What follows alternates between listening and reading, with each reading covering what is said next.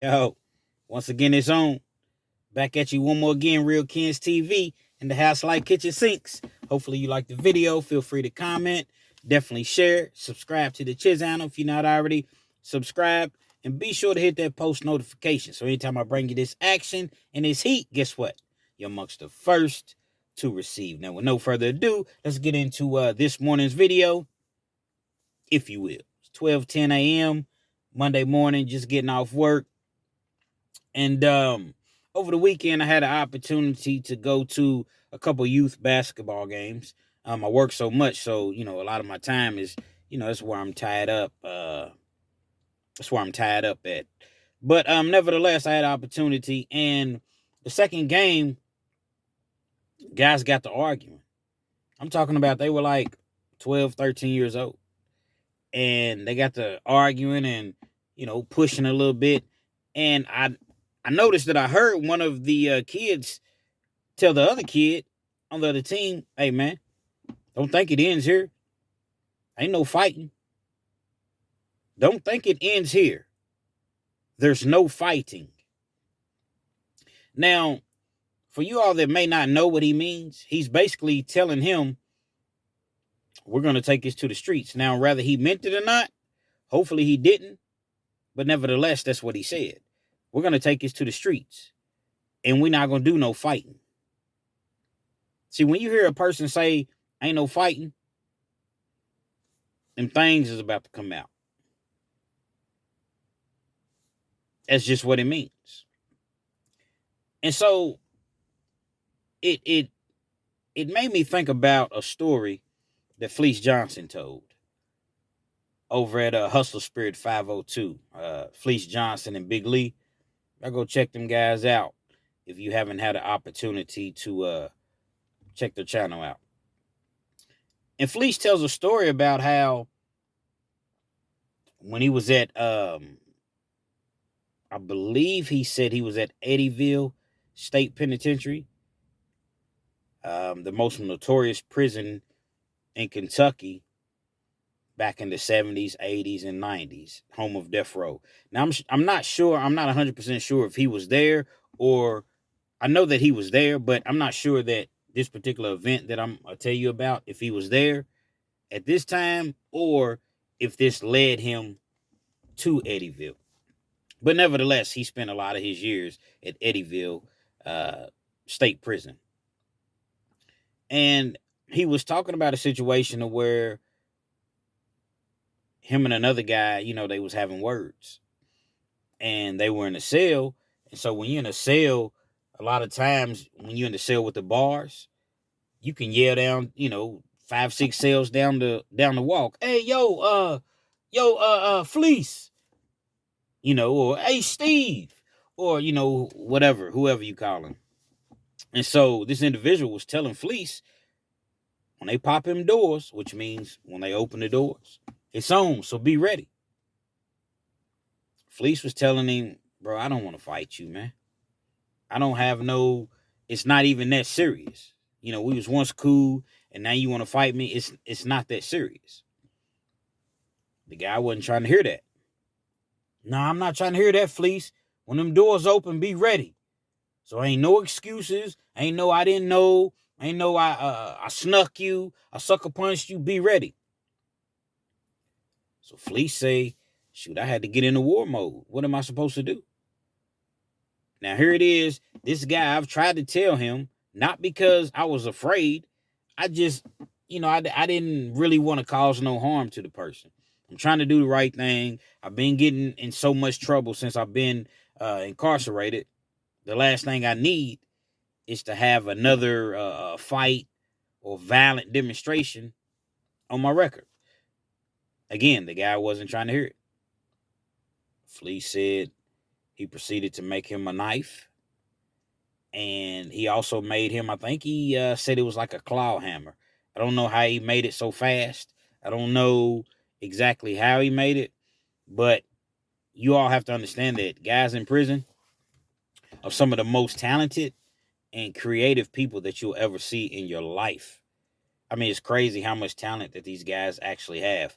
And so Fleece said that he proceeded to make a knife, and the claw hammer. I think he said that he broke like the toilet or the sink off of the toilet. It's something like that.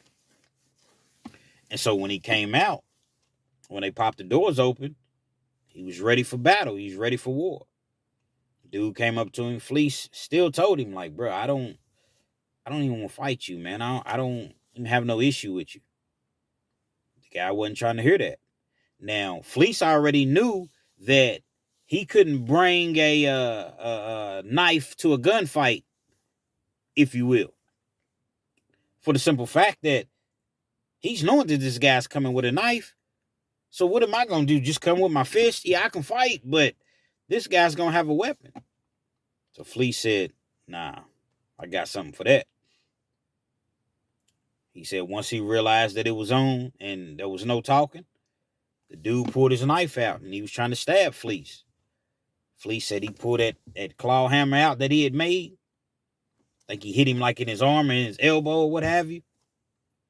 The dude dropped the knife. Once he dropped the knife, he takes off running.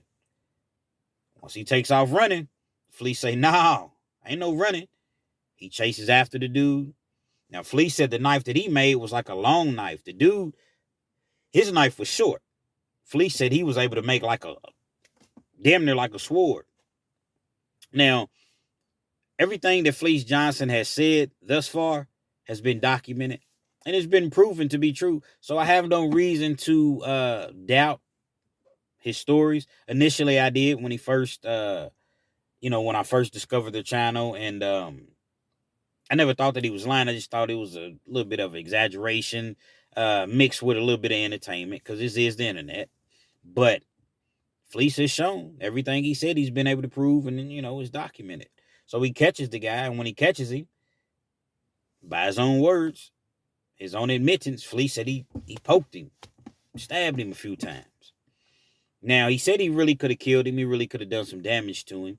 And I'm quite sure that being stabbed with a homemade gel knife probably did do some damage. But Fleece said, I didn't want to kill him, man. I didn't want to kill him. He said, but I had to put on a demonstration. Had to, stomp him out a little bit. Had to stab him up a little bit just to let everybody else know when you mess with Fleece, when you mess with Fleece Johnson, this is what you're going to get. And, he went on to tell something that I'm very, very familiar with as far as prison fights.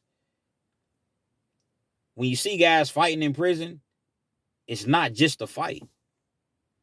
You heard me use the word demonstration. It's a demonstration. Guys are really trying to put down a cold demonstration. So two guys are fighting and one's getting the best of the other one and he knocks him out, knocks him down or whatever. In a lot of cases, now everybody's not like this, but in a lot of cases, even if he's out, he's laid all the way out. A lot of guys, they're going to come over and they're going to get on top of you and they're going to just stomp your face in. They're going to beat your brains in. They're going to kick you. They're going to spit on you. They're going to talk crazy to you and just keep stomping you and stomping you. Now, the thing about prison, most people's not going to break up a fight. Fleece even said, nobody bet not break his fight up. Anytime I fight, I don't care if it's somebody that I'm cool with, I'm close with. Don't break my fights up. Because if you do that, now me and you got a problem. And I'm going to end up having to do something to you. So in prison, there's a see no evil, hear no evil. So 9 times out of 10, no one's going to break up a fight. It could be somebody just getting killed. You don't want to involve yourself in that situation. You don't want to involve yourself in their business because you don't know what this guy that's getting bashed, you don't know what he potentially, could have done to this person. So you stay out of it. Now, I guess if you really, really, really close with a person, like if I seen one of my partners and he's just smashing somebody, I'm talking about getting ready to kill him, I would feel comfortable enough to go and grab him. Hey, come on, bro. Come on, man. But he'd have to really, really, really be a close partner. Probably someone that I knew from the streets or something like that. Otherwise, man, you keep walking. You don't sit there and watch. You see it, but you keep it moving. Because you don't want to be a witness. You don't want to somehow be tied into it. You don't want, the people coming to question you about anything. So you keep it moving. And Fleece talks about that And again, I've seen that. You don't want to be in a situation where you get into a fight in prison and you're at the other individual's, mercy. He determines basically if you live or die. In a sense. I mean, now I guess he don't fully determine, because if it's not your time to go, it's not your time to go. But a person will beat you to death. Like I said, you'll be unconscious. Beat you, just beating you. Take your head, the back of your head, just ramming it into the ground, kneeing you, kicking you, bowing you, everything, you unconscious. These type of things happen in prison. And so when I hear these young kids that say so often ain't no fighting, I guess they don't understand. Even though they do understand, I guess they don't fully understand the magnitude of prison. There's no guns in prison. None. And you get your knife, but who's to say you'll have a knife at that particular point when you have a situation with a person? So when you're in a situation where a person is coming at you, he's trying to hurt you, and he's trying to hurt you bad. He's trying to severely, if not kill you, he's trying to cause some serious, serious danger. So on the streets coming up, you never fought like, and I'm not saying the kids should be running around here fighting. I'm not saying that, but when I was a young kid, man, we get into it. Your best friend or guys right next door to you, your neighbors, the kids in the neighborhood or what have you. You get into it and y'all fight. Nobody really gets hurt. You might get your lip busted or your nose a little bloody or whatever, and then the next day y'all right back friends. But you come up and you learn how to defend yourself. You learn how to fight. A lot of now, not all of them, because I've seen some young guys that really know how to use their hands. But I'm just saying, a lot of these guys now, they never take the time to do that. Why? Because they afraid of the embarrassment. See, everything's about being cool now. Everything's about having swag. Everything's about, you don't want to take no, and, I didn't either.